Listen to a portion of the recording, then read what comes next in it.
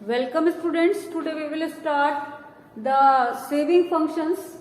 In the last video or last lecture I have told you about the consumption function. Today we are doing the saving function. It is also known as propensity to save. What is the meaning of propensity? पहले भी बताया है. Again I am telling you कितना हम लोग save कर लेते हैं अपनी इनकम का part. That is known as propensity to save. Again we are taking at the macro level. तो किसी भी देश में सेविंग कितनी होती है, that makes our propensity to save. The functional relationship between saving and income, the functional relationship between saving and income is called the saving function. Okay, functional relationship, आपका कितनी इनकम बढ़ रहा है और कितना उसमें से सेव करते हो, that makes our saving function. Saving is functioning by income. कितना पार्ट आप सेव कर लेते हैं, that is the saving function. Already हम लोग वही टेबल बार बार कंटिन्यू कर रहे हैं. पहले भी मैंने आपको बोला था कि यही टेबल हम बार बार लेंगे. कोई भी एक टेबल ले लीजिए, उसी को ही कंटिन्यू कर लेते हैं, तो हम लोगों के लिए आसान होता है इन टर्म्स को समझना भी और उसके साथ में इन्हें बताना भी. Income is increasing by 50 while consumption is increasing by, that is at zero level the consumption is 50. क्या कहते हैं इसे कहते हैं autonomous consumption. It is known as autonomous consumption. But यदि जीरो लेवल पर कंजम्पशन 50 है, then what will be the savings? Saving will be in the minus, negative. आप कहेंगे कहां से खा रहे हैं? अभी लॉकडाउन है, आपको समझाने की जरूरत नहीं है कि यदि इनकम हमारी जीरो भी होती है तब भी कंजम्पशन हमारा पॉजिटिव होता है. And at the zero level of income what we are consuming, that is the C bar, it will be the same in the minus C bar, it is in the minus savings.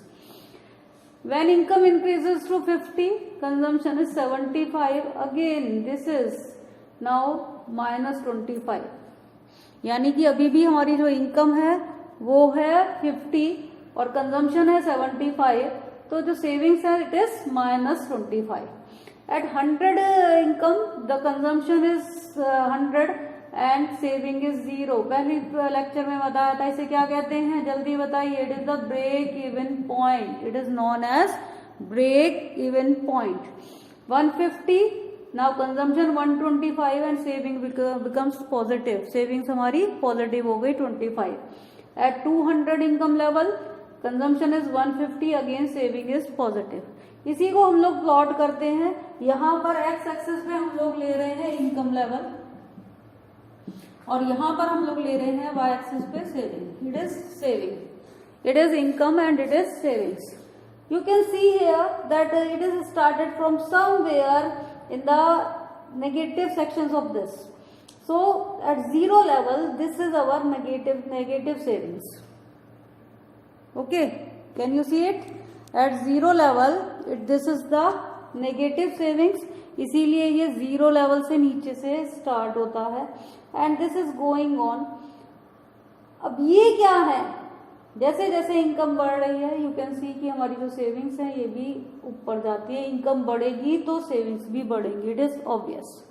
Now you can see here, ये हमारा जो part है what is it called, पहले भी हमने consumption वाले उसमें किया था. This is called the dissavings. This negative savings are called the dissavings and it is the positive part, means our savings is positive, it is our savings. And what is this point? This point is called the break even point. तो याद रखेंगे, at break even point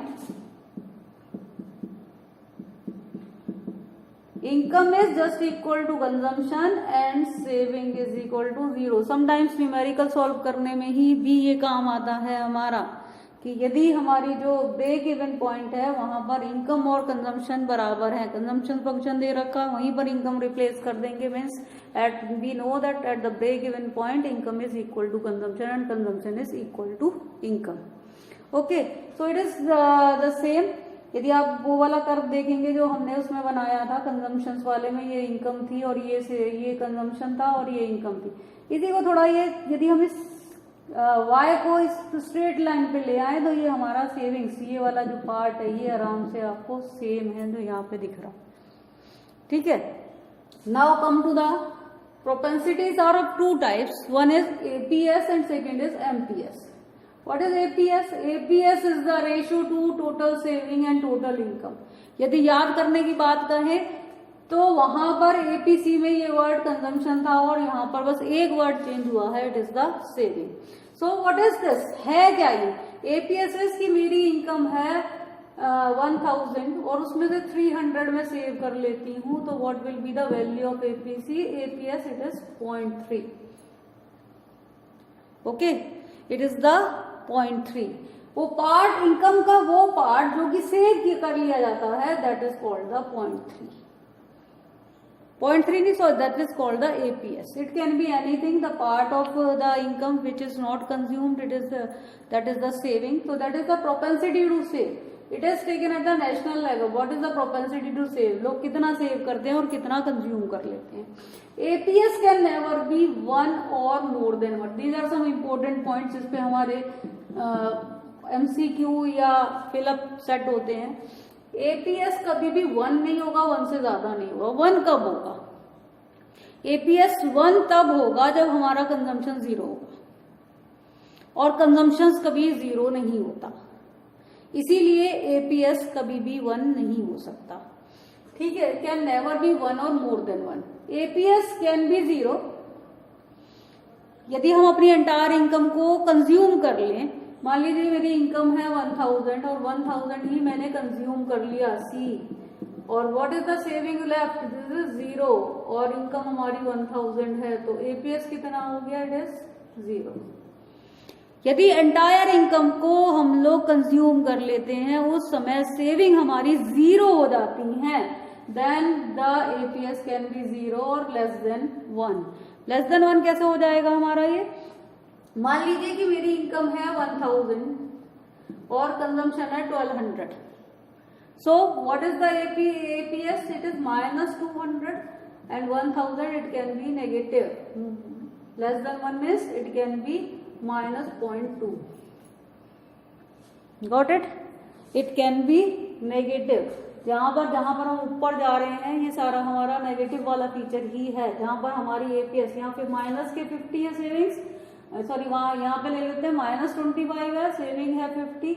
यदि हम इसे लेंगे then it will be in the negative. तीसरी बात, APS rises with rise in income. Income के बढ़ने के साथ साथ जहां कंजम्पशन भी बढ़ता है तो सेविंग्स भी बढ़ती है। पहले भी आया था कि इसीलिए जो हमारा सेविंग कर्व है it is positively sloped. Saving curve हमारा पॉजिटिवली स्लोप्ड है। So this is all about the APS। Now what is the MPS? Marginal propensity to save. Now the question is, हमारी इनकम इतनी बढ़ गई और उस income के बढ़ने से सेविंग कितनी बढ़ रही है? What is the change in saving with the change in income? Income के बढ़ने से सेविंग कितनी बढ़ रही है? It makes our MPS. So MPS is the ratio to change in total savings.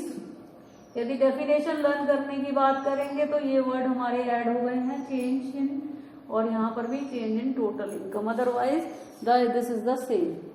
MPS is equal to delta S upon delta Y। मान लीजिए income बढ़ी 1000 और उसके बाद सेविंग्स मतलब 600 हमने उसमें से खर्च कर लिए और हमारी सेविंग बढ़ गई 400, then what is the MPS? It is 0.4। Okay, again MPS varies in between 0 to 1। APS और MPS दोनों अलग अलग कंसेप्ट हैं। MPS कभी 0 से 1 के बीच में ही रहता है, ये ना नेगेटिव होगा ना -1 होगा। क्यों? क्योंकि हम कह रहे हैं चेंज इन इनकम कितनी है। चेंज इन इनकम 1000 है। अब 1000 में क्या होगा? या तो 1000 का 1000 कंज्यूम कर लेंगे, खर्च कर लेंगे। यदि 1000 का 1000 हमने खर्च कर लिया तो MPS 0, सेविंग हमारी 0 और MPS हमारा 0। Delta S upon delta Y। Saving 0 है तो ये भी 0 आ गया हमारा, ठीक है। और हमारी इनकम बढ़ी लेकिन हमने उस इनकम के बढ़ने के साथ साथ कंजम्पशन नहीं बढ़ाया, सारा का सारा सेव कर लिया, यानी कि ये भी 1000 है और ये भी 1000 है, तो एमपीएस कितना हो गया, it is equal to 1. So MPC and MPS always varies in the 0 to 1. MPC और MPC के साथ भी यही है कि वो भी 0 से 1 के बीच में रहता है, और MPS के साथ भी यही है, 0 से 1 में रहता है. अब हमारा आता है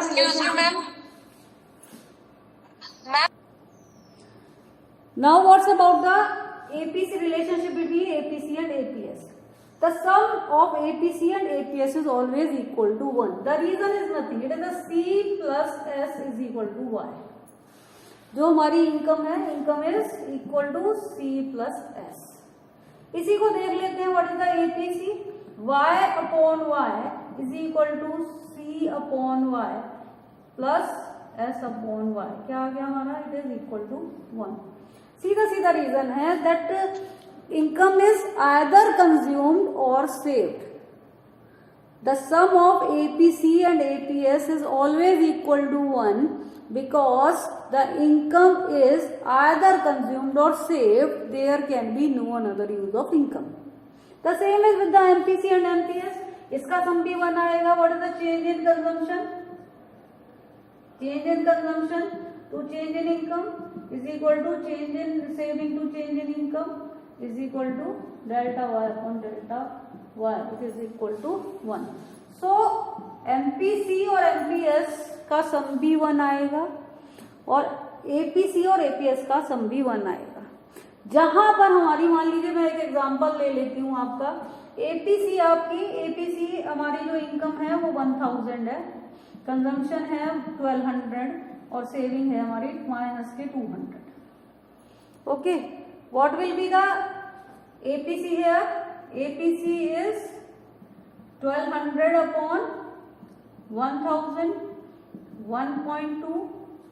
And in this case, what is the APS? APS is minus 200 upon 1000. It will be minus 0.2. And what is the sum? 1.2 plus minus 0.2 is equal to 1. तो APC मोर देन 1 भी है और APS नेगेटिव भी है, but the sum is always equal to 1. Thank you.